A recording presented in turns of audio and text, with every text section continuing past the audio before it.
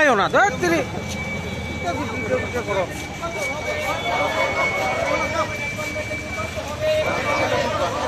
করা হয়েছে কি বল মানে কি হয়েছে ব্যাপার হচ্ছে নিয়োগ প্রক্রিয়া নিয়ে বিষয়, সেখানে এটা রাজ্য সরকারের ব্যাপার, এখানে আমাদের কিছু করার নেই। আইনের মধ্যে থেকে যেটা সম্ভব সেটাই ওরা করতে পারবে, কিন্তু আইনের বাইরে কোনো কাজ করা ওটা হবে না।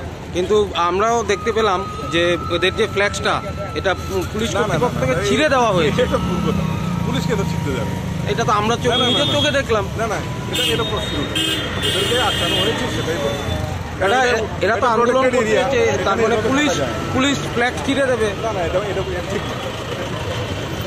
2022 সালের টেট ক্যান্ডিডেট, শুধু টেট ক্যান্ডিডেট না, আমার ছেলে মেয়েও আছে, ওরাও স্কুলে পড়াশোনা করছে। বিদ্যাজ্যোতি স্কুল তো অনেকগুলি আছে, বিদ্যাজ্যোতি স্কুলের রোস্টার রুটিনে ক্লাস হচ্ছে, টিচার শর্টেজ। কিন্তু এদিকে আমরা নিয়োগের জন্য বসে আছি, 1 বছর ক্লাস করে আমরা নিয়োগের জন্য বসে আছি। রাস্তায় রাস্তায় টিচাররা আর স্টুডেন্টরা আন্দোলন করছে, অভিভাবকরা আন্দোলন করছে টিচার শর্টেজের জন্য, টিচার নিয়োগ করার জন্য, কিন্তু টিচার নিয়োগ করা হচ্ছে না। মাননীয় শিক্ষামন্ত্রীর কাছে আমাদের একটাই আবেদন, স্যার যাতে আমাদেরকে দ্রুত নিয়োগ করে, আমাদের বেকারত্বের ইয়ে থেকে মুক্তি দিয়ে দেয়, প্লাস স্টুডেন্টদেরও টিচারের দরকার। রাজ্যের আইনি ব্যবস্থা, রাজ্যের যে আইনি ব্যবস্থা সেটা তো মাননীয় শিক্ষামন্ত্রীর কাছে বলতে চাই, উনি যে সূর্যমণিনগর স্কুল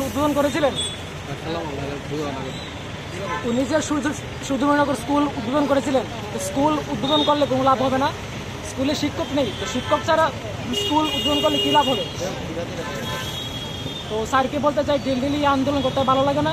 যদি চাকরি যদি আমাদের দেয় তাহলে বলতে ওনাকে আমাদের চাকরি দেবেন, আর যদি না দিতে পারে তাহলে বলে ঠিক আমাদের চাকরি দেওয়া হবে না। তো ডেলি আন্দোলন করতে ভালো লাগে না, এটাই কি হয়েছিল। আমরা তো আপনারা সবাই জানেন বা ত্রিপুরা অবগত আছে যে 2022 সালে যে ডিসেম্বর মাসে পরীক্ষা হয়েছিল টিয়ার 1 টিয়ার 2, সেই পরীক্ষায় আমরা প্রায় 38,000 বা প্রায় 40,000 ক্যান্ডিডেট পরীক্ষা দিয়েছিলাম। তার মধ্যে মাত্র পাস করেছে বা উত্তীর্ণ হয়েছে 361 জন, বোধ টিয়ার 1 টিয়ার 2 দুই পেপারে মিলে।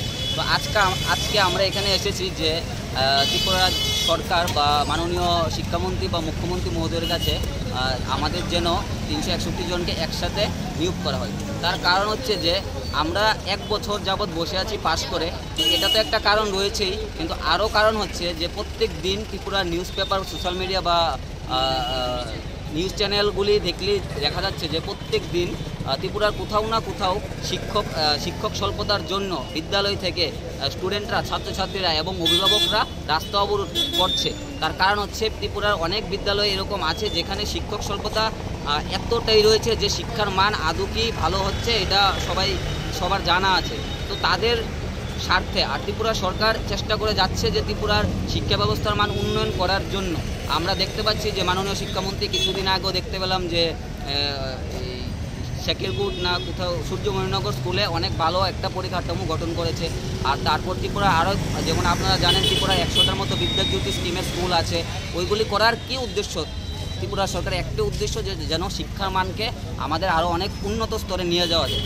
কিন্তু শিক্ষার মান উন্নত স্তরে নিয়ে যেতে হলে একমাত্র দরকার শিক্ষক, কারণ আমরা জানি শিক্ষক হচ্ছে একটা সমাজের মেরুদণ্ড। তো যেখানে ত্রিপুরা বিদ্যালয়গুলি শিক্ষক স্বল্পতায় ভুগছে, যেখানে শিক্ষক নেই, তাহলে স্কুলে বিল্ডিং দিয়ে কী হবে যদি সেখানে পড়ানোর মতো শিক্ষকই না থাকে? ছাত্র আছে, বিল্ডিং আছে, পরিকাঠামো আছে, সব কিছু আছে, সব ব্যবস্থা ত্রিপুরা সরকার আমাদের জন্য করেছে, কিন্তু যেইটা সবচেয়ে মেন সেটাই নেই, শিক্ষক স্বল্পতা। শিক্ষক নেই আর শিক্ষক স্বল্পতায় স্কুলগুলি ভুগছে। তাই ত্রিপুরার প্রত্যেকটা স্কুল থেকে, প্রত্যেকটা ছাত্রছাত্রীদের পক্ষ থেকে এবং প্রত্যেকটা অভিভাবকের পক্ষ থেকে এবং আমাদের টেট কোয়ালিফাইড সবার পক্ষ থেকে আমাদের মাননীয় মুখ্যমন্ত্রী তথা মাননীয় শিক্ষামন্ত্রী স্যারের কাছে আমাদের একটাই বিনম্র অনুরোধ বা প্রার্থনা, যেন ত্রিপুরার শিক্ষা ব্যবস্থার উন্নয়নের স্বার্থে এবং ত্রিপুরার শিক্ষক স্বল্পতা দূরীকরণের স্বার্থে আমাদের যে 2022 সালে 361 জন টেট কোয়ালিফাইড ক্যান্ডিডেট আছে তাদেরকে অতি সত্বর নিয়োগ করা। দুইজনকে এখান থেকে নেওয়া হয়েছে, এখানে আপনাদের অ্যারেস্ট করে নেওয়া হয়েছে। এটা হলো ওনাদের কাছে এটা মানে অভদ্রতা, লটা করেছে, ভেঙেছে। যাই হোক, অনেক জায়গাতেই শুনি অনেক ল ভাঙে, অনেক মানে খারাপ কাজ হয়, তখন জানি কোথায় থাকে জানি না। আপনারা আজকে কোথায় এসেছিলেন এবং কেন এসেছিলেন? আমরা সিএম এর বাড়ির সামনে তথা আমাদের এডুকেশন মিনিস্টারের বাড়ির সামনে এসেছিলাম। আমাদের যে অনেকদিন ধরে একটা দাবি, আমাদের না শুধু সারা রাজ্যের শিক্ষক ব্যবস্থার দাবি এটা, মানে শিক্ষক ব্যবস্থার মধ্যে যারা পড়ে, ছাত্রছাত্রী, অভিভাবক, প্লাস টিচার। তো ওদের দাবি হলো শিক্ষক স্বল্পতা। তো শিক্ষকদের এত স্বল্পতা যে স্কুলগুলি ভালো করে চলছে না।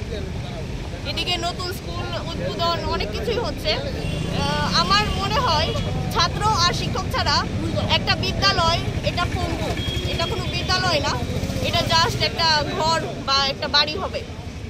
তো শিক্ষক স্বল্পতা যেটা অনেক দিনের সমস্যা, সেটা দূরীকরণের জন্য আমাদের মনে হয়, সবারই মনে হয়, আমাদের না শুধু, আমাদের ছাত্রছাত্রীদের, অভিভাবকদের সবারই পক্ষ থেকে আমি বলছি যে এটা শিক্ষক স্বল্পতা দূরীকরণের জন্য এই যে আমরা 361 জন পাশ করেছি এই এত মডেল কোশ্চেন পেপারে, যেখানে 38,000 প্রায় পরীক্ষা দিয়েছে। তো আমাদের যোগ্যতা বিচার করে, জানি না বিচার তো সারা ত্রিপুরা করছে, আমরা শুনছি যতটুকু যে আমাদের এতদিনে পাওয়া উচিত ছিল, সবাই বলছে।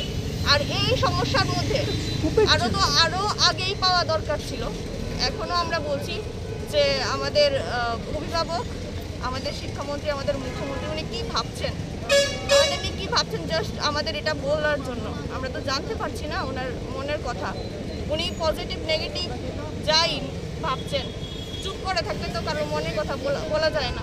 তো এটা কি ভাবছেন, ওনার বক্তব্যটা জাস্ট আমরা শুনতে চাই, তাহলে আমরা বুঝতে পারবো যে আমাদের নিয়োগ হবে কি হবে না। যাই হোক, আপনাদের দাবি হলো সবাইকে একসঙ্গে নেওয়া। 361 জনের মধ্যে আপনি কাকে বাদ দেবেন? এর মধ্যে এমনও আছে যারা টেট 1 টেট 2 দুইটাই পাশ করেছে, তো একজন তো দুইটা চাকরি করতে পারবে না। তো এইখানের মধ্যে আবার কি হবে, যেটা 361 জনের মধ্যে আরো অনেক কমে যাবে। এরপরে আরো যারা অনেকে জেআরবিটি পেয়ে গেছে ওরা বাদ যাবে। এরপরে আরো অনেক কারণে হয়তো বা ভেরিফিকেশনের প্রবলেম, সব তো থাকবে না, 361ই থাকবে না। এরপরে আর কি বাদ দেবেন আপনি? এখানে বাদ দেওয়ার মতো কিছু নেই আমার মনে হয়। আপনারা কি ওইখানে একত্রিত হয়েছিলেন আজকে? হ্যাঁ, একত্রিত হয়েছি, তারাও খেয়েছি, গ্রেফতারও হয়েছে আমাদের মধ্যে, সবই হচ্ছে। দেখাই পুলিশ কি করেছে আপনাদের সঙ্গে? পুলিশ এই যে বলেছে আর কি যে আমাদেরকে নিয়ে এসছে, দুজনকে থানায় নিয়ে গেছে, আর আমাদের সামনে কয়েকজনকে উনি একদম খুব জোর করে আমাদেরকে তাড়িয়ে দিয়েছে, আমাদের ফ্লেক্সটা ছেড়ে ফেলেছে। একদিকে